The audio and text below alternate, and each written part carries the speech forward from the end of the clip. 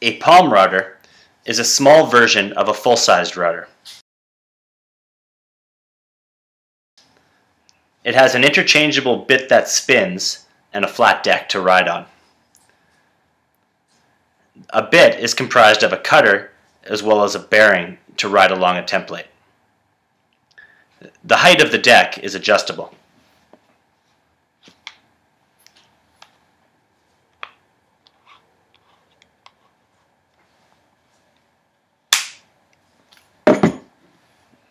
The palm router is used to remove material either off an edge for a profile, through material like in a groove or dado, or to trim off excess material like laminate.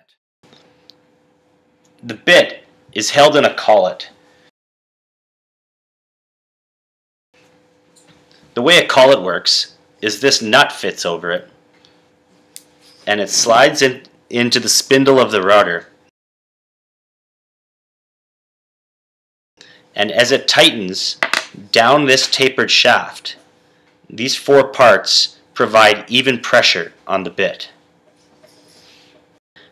This is the shank of the bit. We want to slide this shank in all the way into the collet so that only 2 to 3 millimeters of this machined surface stick out the bottom.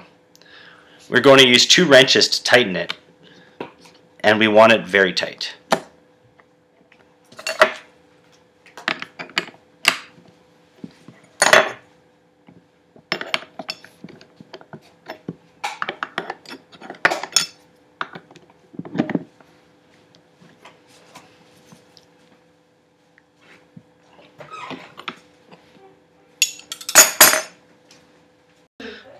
This is the power switch, and this is the variable speed control.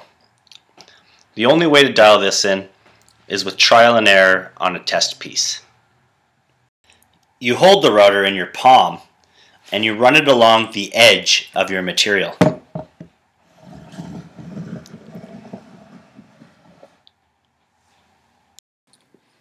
As with any power tool, there are some safety procedures that must be followed.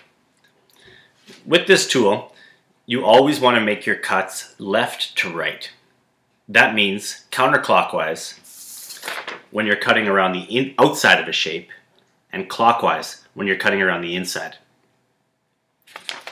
Also, no loose-fitting clothing.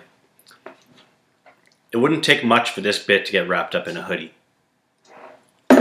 Finally, eye protection and hearing protection are a must with this tool, as it kicks out a lot of dust and chips